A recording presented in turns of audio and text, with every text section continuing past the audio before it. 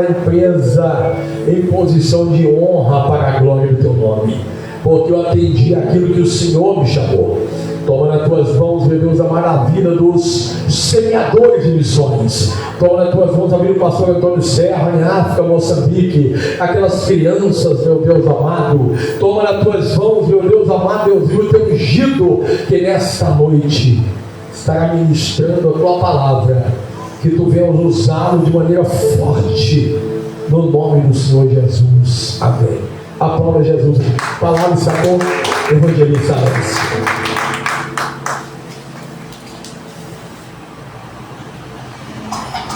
Aleluia. Glórias a Deus.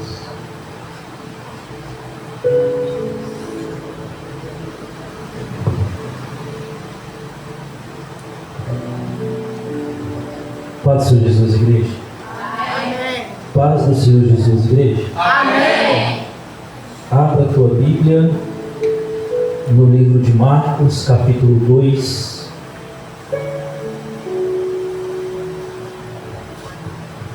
Prometo que eu vou ser fiel ao tema, viu?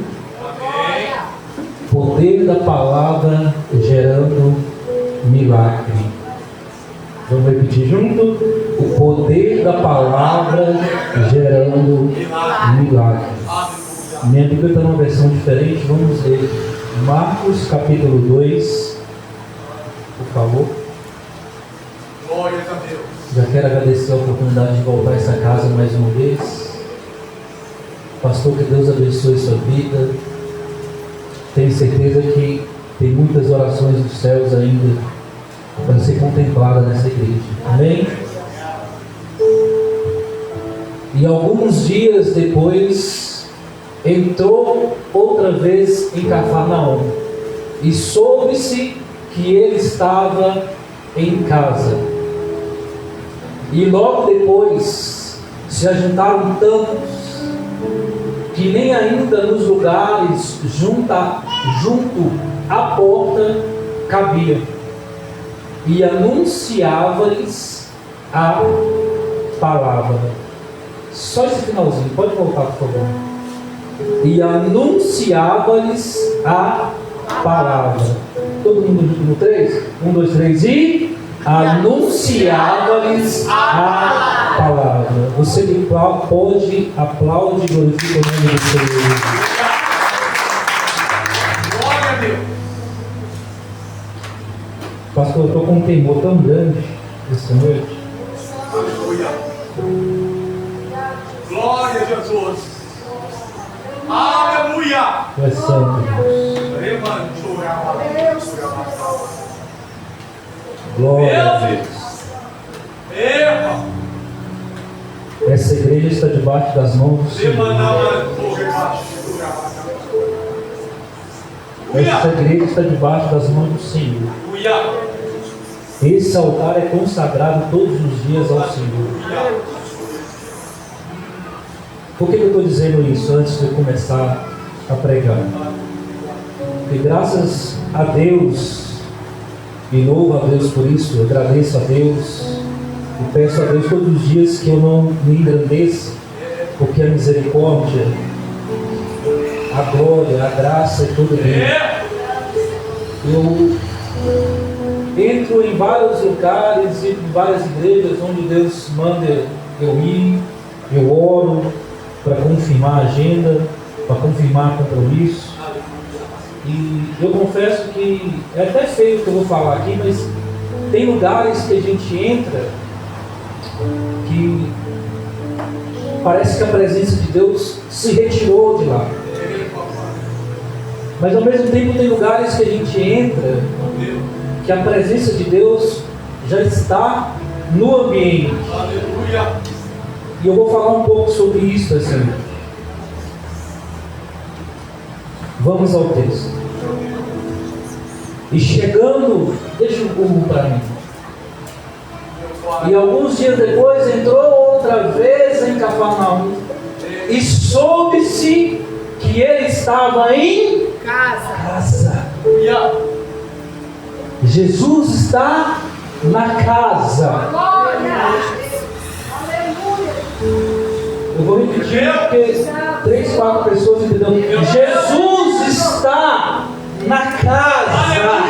Aleluia. Jesus está nessa casa. Marcos começa dizendo que outra vez Jesus entrou em Cafarnaum. Ou seja, Jesus está voltando de mais uma viagem missionária. Está voltando mais uma vez de uma missão de espalhar o Evangelho das Boas Novas. Voltando de mais uma viagem que naquela época as viagens eram sofridas, eram doídas, eram cansativas, desgastava mentalmente, fisicamente. Porque não é igual hoje em dia que nós temos um privilégio de montar numa bicicleta, montar numa moto, entrar num carro e se deslocar 5, 10, 15, 20, 30 quilômetros, 100 quilômetros, 200 quilômetros para poder espalhar o Evangelho. Não, não é. Naquela época se enfrentava um deserto, um sol quente. Tinha que se andar 5, 10 dias, 15 dias para se locomover de uma região a outra. No pico mais alto do meio-dia, às 3 horas da tarde, o sol batia 38, 40, 41 graus na testa.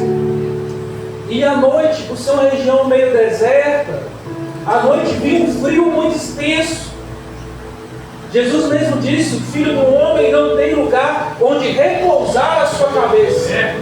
Muitas das vezes tinha que dormir no deserto, no relento, pegando sereno, sem ter onde descansar direito, sem ter o que comer direito, sem ter o que beber direito.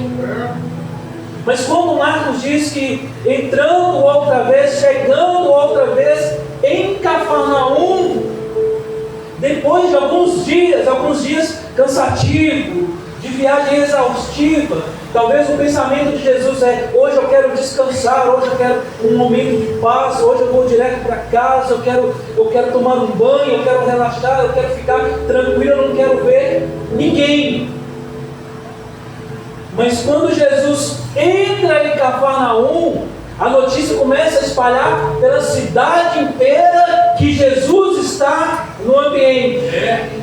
Ou seja, perceba que a cidade inteira, a cidade de Cafarnaum, o município de Cafarnaum, está ansioso, esperando a volta de Jesus. Aleluia.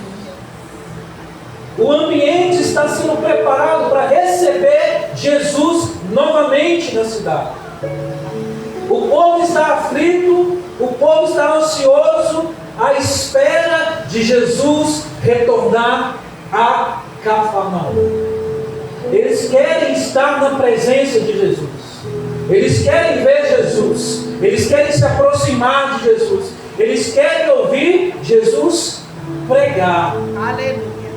Jesus ainda não chegou, ainda não entrou em Cafarnaum, mas a cidade já está preparada para receber Jesus no ambiente. O povo já está se preparando, o povo está ansioso para receber Jesus, para estar na presença de Jesus. Que em lugares onde o ambiente é preparado para receber, lugares onde corações estão abertos para poder ouvi-lo. Só de saber que ele entra na cidade, o povo começa a ficar alvoroçado. Então, quando chega a notícia que Jesus chegou, Jesus entrou em Cafarnaum, e o povo ficou sabendo que ele estava em casa. O que eu estou querendo dizer com isso aqui? O que eu repeti várias vezes para você entender? O que eu quero dizer é que antes de você sair da sua casa, ele já estava neste ambiente. Antes de você pensar assim, está na hora de eu começar a me arrumar para ir para o culto. Está na hora de eu começar a me preparar para ir para o culto. Jesus já estava nesse ambiente. Mas por que, evangelista Alex? Por que, irmão Alex? Porque foi pagado um preço de oração para essa casa. Foi pagado um preço de oração. Esse altar foi consagrado. Esse altar foi preparado. Esse altar foi invocado a presença dele nesse ambiente. Então, antes de você sair da sua casa, ele já estava aqui te esperando essa noite. Então, quando o povo começa a saber, não, Jesus entrou na casa, Jesus entrou na casa. Então imagine que a notícia começa a espalhar por toda a Cafarnaum. Jesus está na casa, Jesus está na casa, Jesus está na casa. Perceba que a notícia é: Jesus está na casa. A notícia que está sendo espalhada não é que Jesus está curando, não é que Jesus está libertando, não é que Jesus está batizando, mesmo que ele não batizava, fossem os discípulos, mas que Jesus está na casa. E só pelo fato de Jesus estar no ambiente, as pessoas querem se aproximar, as pessoas querem entrar dentro da casa, as pessoas querem se aproximar da presença de Jesus. Logo a casa começa a ficar tão cheia, que não tem lugar nem junto às portas. E no versículo 2, o evangelista Marcos diz: e Jesus lhes pregava a palavra. Jesus está na casa. O povo começa a se aproximar porque Jesus está na casa. O ambiente começa a ficar cheio de pessoas porque a presença está na casa. O Cordeiro de Deus que tira o pecado do mundo está na casa. O Filho de Deus, o Messias, está na casa. E Jesus, percebendo que o ambiente começa a ficar lotado de pessoas, Jesus vê a oportunidade de pregar a palavra e começa a pregar a palavra. E mesmo Jesus pregando a palavra, as pessoas não querem ir embora, as pessoas querem ficar na presença de Jesus. Eu imagino aqui o povo querendo se aproximar do lugar onde Jesus está. O povo se aproximando para ouvir Jesus de perto, e aquele povo se aglomerando, chegando mais para perto de Jesus, e começa a aglomerar um ambiente totalmente cheio, não cabendo mais lugar para nada. Não cabia lugar na janela, junto à porta, na calçada. Mas a notícia é: Jesus não está curando, Jesus não está libertando, Jesus não está fazendo milagre. Jesus agora prega a palavra para a multidão. Eles querem estar na presença de Deus. Eles querem ouvir Jesus pregar. Mas de repente começa a acontecer algo sobrenatural no ambiente. De repente se aproxima 4 homens carregando um paralítico sobre uma cama. Preste bastante atenção nisso. 4 homens trazendo um paralítico carregado em uma cama. Mas espera aí, se a notícia é que Jesus está pregando a palavra, por que estão trazendo um paralítico à presença de Jesus? Porque esses 4 homens têm um sentimento no coração.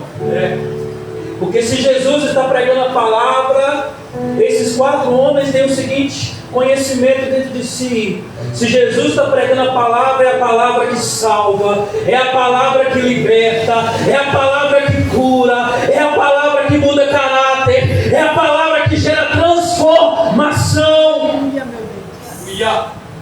Porque a notícia é: Jesus prega a palavra, mas mesmo assim tem 4 homens levando um paralítico para ouvir Jesus pregar. Levou um paralítico para estar na presença de Jesus. Nós vivemos tempos em que as pessoas estão tirando a palavra de foco estão tirando a referência de Jesus de dentro do culto. Meu Deus. O culto é do movimento, o culto é do milagre, o culto é da bênção. Mas cadê Jesus? Cadê o Espírito Santo? Cadê a palavra? Vem para o culto por conta de milagre, mas não vem para o culto por conta de Jesus. Não vem para o culto para estar na presença de Jesus. Não vem no culto para ouvir Jesus. Mas vem por conta da bênção, vem por conta do milagre. Meu Deus. Mas esses 4 homens estão ensinando para nós que é melhor estar na presença de Jesus, ouvindo Jesus pregar. Aleluia. Glória a Deus. Glória a Deus. Do que ficar em casa acamado numa cama. Meu Deus. É melhor vir para o culto para estar na presença de Jesus, para ouvir Jesus, do que estar acamado em uma cama de hospital, preso num leito 24 horas por dia. É verdade, Senhor. Meu papai. Só que quando esses homens se aproximam da casa, eles se deparam com um obstáculo. Eles não conseguem entrar.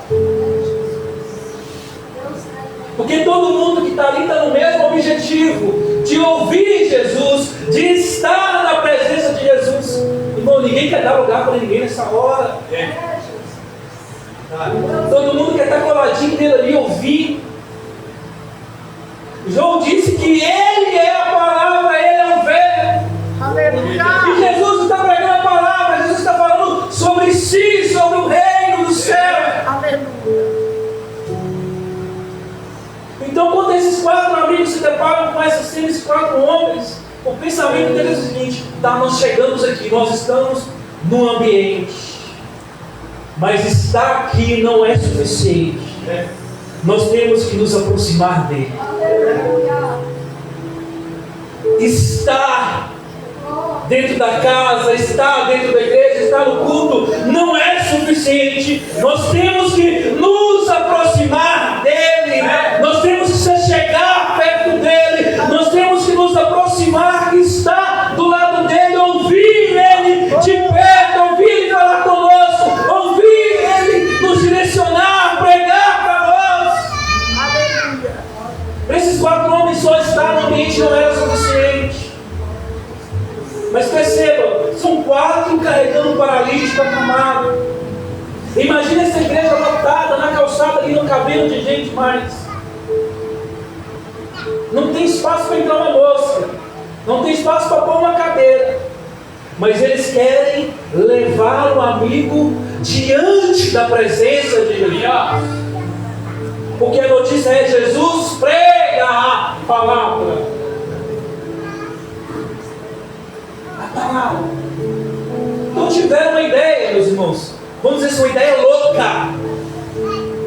Uma ideia de doido. Mas uma ideia de gente que está sedento da presença de Jesus. Uma ideia de quem está louco para estar na presença dele, para ouvir a ele, para sentir a ele no ambiente. Vamos subir no telhado. 4 homens, uma cama e um paralítico. Como que sobe no telhado? A escada naquela época, igreja, não é igual a escada que nós temos hoje em dia, um degrau depois do outro, você dá um passo e vai. Não! Provavelmente feito de bambu, de madeira, aquela escada reta. Então, como que vai subir? O primeiro milagre na vida desses 4 homens e do paralítico é esse: conseguiram subir em cima do telhado da casa. Mas só que perceba, quando eles estão lá em cima,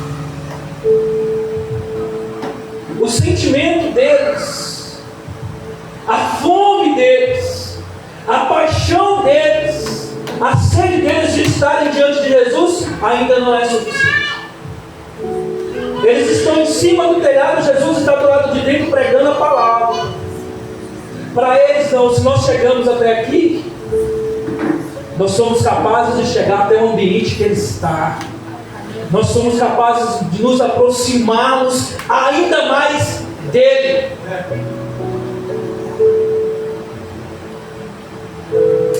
Tiveram uma louca ideia de abrir um buraco no telhado.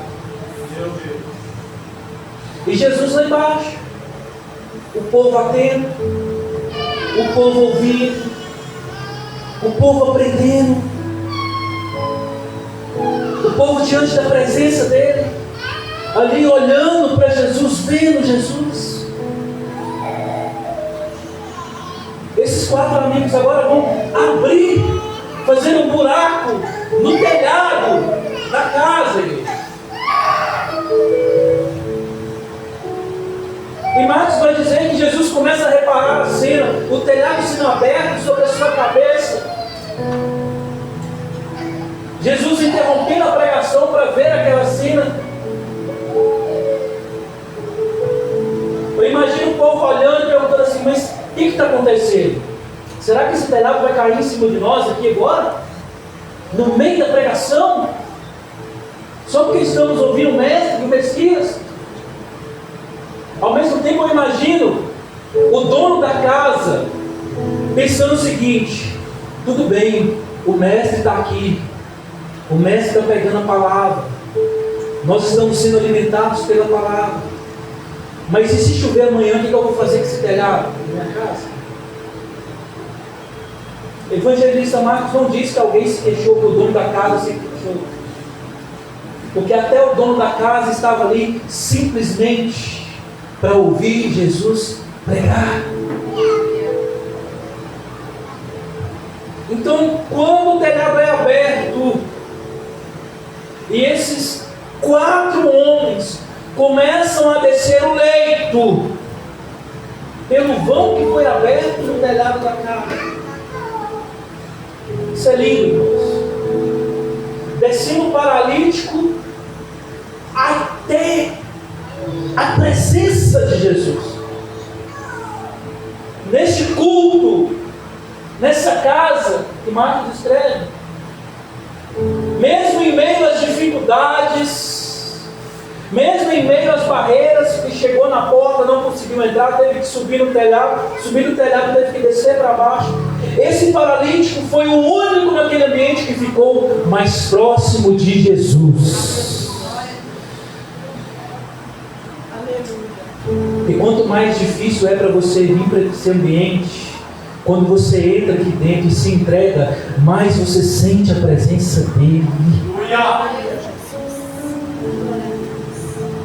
Mesmo em dias que seja uma luta travada para você sair de casa por conta dos afazeres diários, mesmo em dias que você se sente abatido, dizendo: hoje eu não vou, hoje eu não quero louvar, hoje eu não quero oportunidade, hoje eu não quero abrir culto, Pai, eu quero ficar em casa, hoje eu não tenho forças, hoje eu não tenho disposição, enfermidade está batendo na porta, doença batendo na porta, Satanás se levantando contra a minha família, minha casa. Mas quando você entra nesse ambiente,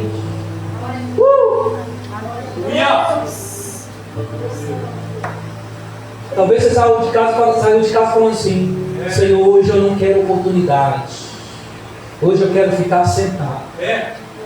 Mas aí o culto começou e o Espírito Santo veio no seu ouvido: vai lá e abraça alguém, vai lá e libera uma palavra sobre a vida dele. Não, você está quebrado, você está partido, mas Deus está dizendo: eu ainda quero te usar, eu ainda quero te fazer instrumento. Fui eu que te chamei, fui eu que te escolhi. Aleluia, Jesus. Mas repare, os 4 amigos desceram o paralítico até a presença de Jesus, mas os 4 amigos ficaram em cima do telhado. Aqui vai uma lição para nós essa noite. Você é um desses 4 amigos? Alguém que está disposto a mover o impossível para trazer alguém para a presença de Jesus? Ou você é semelhante ao paralítico, é alguém que precisa vir para o culto carregado, precisa ser influenciado, alguém tem que ficar te cutucando, te chamando: vamos para o culto, vamos para o culto, vamos para o culto? Ou você é aquele que pega alguém pelo braço: não, hoje a gente vai para o culto porque Jesus vai falar, hoje a gente vai para o culto porque Jesus vai estar na casa, hoje a gente vai para o culto porque Jesus está no ambiente. Quem é você? Eu quero profetizar que a partir de hoje você é um desses 4. Disposto a trazer e fazer o impossível para trazer alguém para a presença de Jesus. Porque o paralítico agora está diante do mestre, mas os 4 amigos estão em cima do telhado. Eu vejo esses 4 amigos aqui felizes por trazer alguém na presença de Jesus, fazer o impossível para trazer alguém à casa onde Jesus está, o ambiente onde Jesus está. E como é difícil trazer uma alma para a igreja, Senhor. Pastor, vocês é missionário, ele sabe disso. O homem tem sede por alma. Como é difícil. Mas como é gratificante quando nós trazemos alguém para a presença de Jesus e vemos essa pessoa se render a Jesus, se entregar a Jesus. É maravilhoso. Mas Jesus, ao ver aquela cena, preste bastante atenção agora. Ao ver aquela cena, Jesus se direciona, Jesus para a pregação e direciona para o paralítico e vai dizer a ele as seguintes palavras. Jesus libera a seguinte palavra: filho, perdoado estão os teus pecados. Aqui vai uma lição preciosa para nós. Olhe para mim aqui, rapidinho. Eu vou te fazer uma pergunta, seja sincero. Qual que é a maior prioridade desse paralítico? Qual que é a maior prioridade desse paralítico? É voltar a andar. Mas na presença de Jesus, Jesus diz para ele: filho, perdoado estão os teus pecados. Eu te pergunto, sabe por que Jesus diz isso? Não? Sabe por que Jesus diz isso? Porque a prioridade do reino de Jesus é salvar almas. Eu vou repetir: a prioridade do reino de Jesus é salvar almas, salvar a minha, a tua família, a tua casa, a tua parentela, salvar almas para o reino dos céus.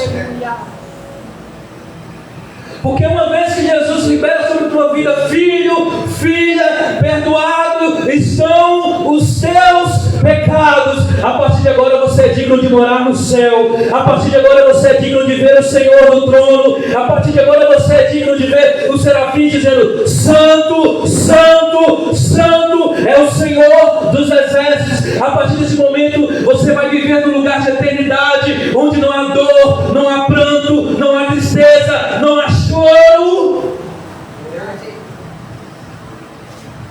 Jesus está salvando a alma desse paralítico, porque a prioridade dele é salvar almas, nos livrar do pecado, do salário, da morte. É a vida eterna. O Evangelho é a vida eterna, a vida eterna, a vida eterna. Então quando Jesus diz para ele: filho, perdoado estão os teus pecados. Talvez alguém ali naquela casa está dizendo assim: mas ele é paralítico, ele quer andar, ele precisa andar, ele está precisando de um milagre. Mas a notícia não é que Jesus está fazendo um milagre, é que Jesus está pregando a palavra.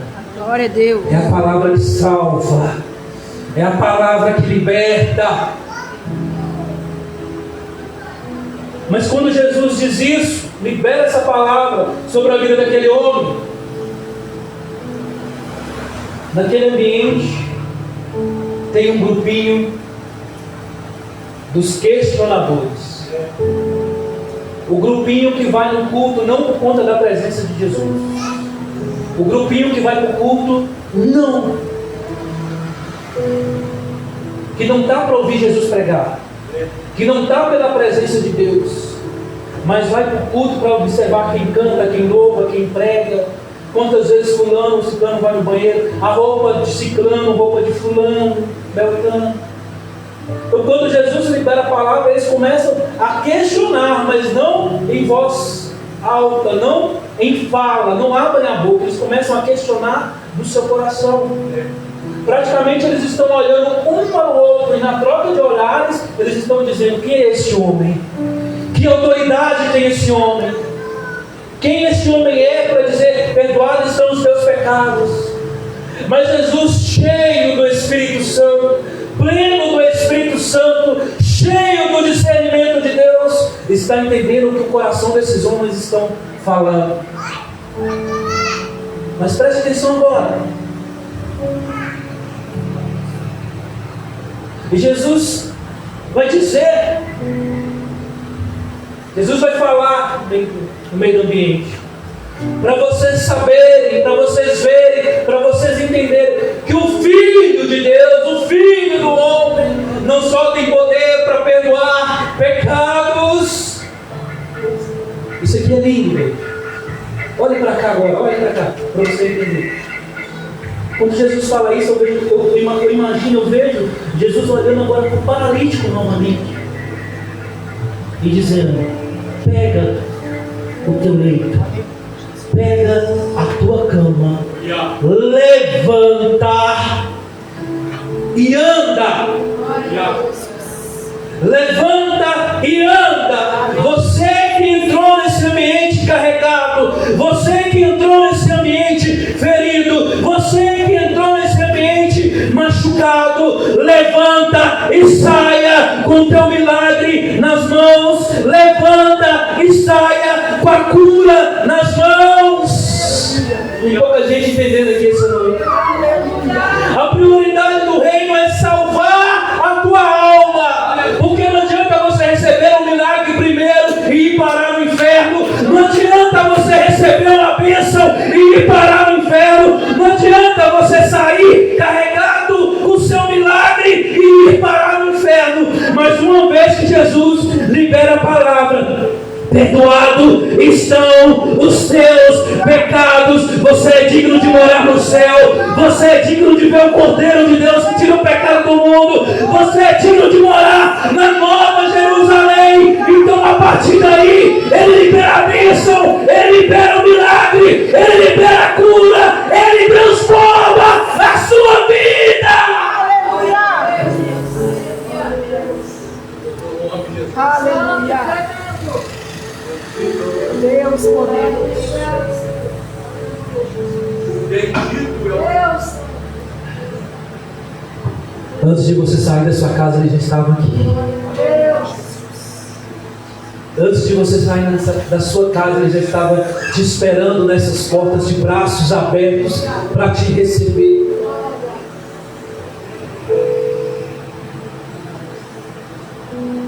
Hoje Jesus está dizendo aqui para você essa noite, meu irmão, minha irmã, toma posse disso, dessa palavra. Filho, filha, perdoados estão os teus pecados. Meu Deus.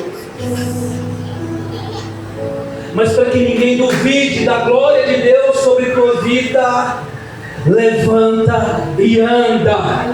Toma posse daquilo que Deus tem para derramar na tua vida. Toma posse da bênção que Deus tem para derramar na tua vida essa noite.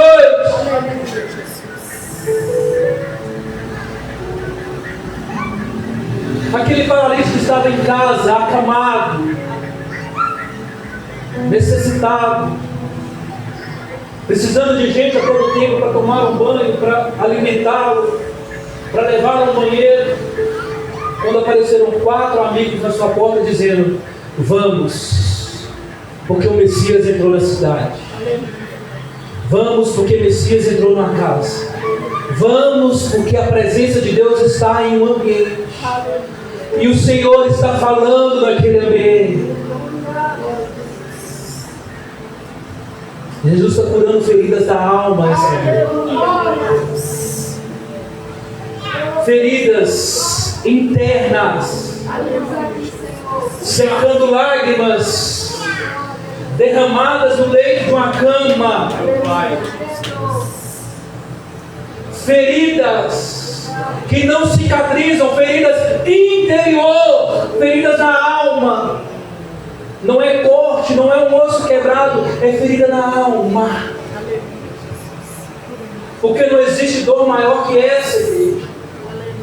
Quando a nossa alma grita por dentro. Davi disse: por que estás abatida, alma e alma?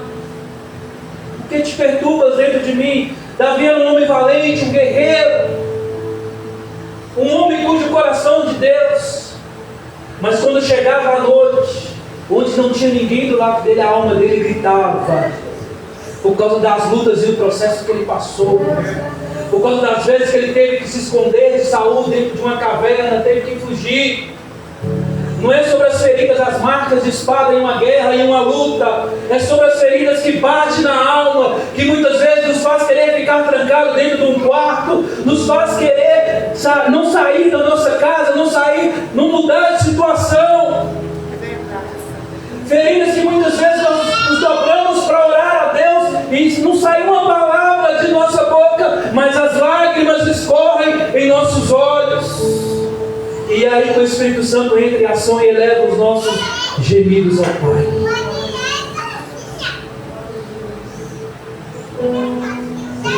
Eu estou declarando essa noite que antes de você sair da sua casa, o Senhor estava te esperando nesse ambiente. O Senhor estava te aguardando neste ambiente. Você que está com os olhos abertos, feche seus olhos agora. O Senhor está aqui curando essa noite. A palavra liberada foi perdoada, estão os teus pecados. A tua alma agora é digna de morar no reino dos céus. A segunda palavra é: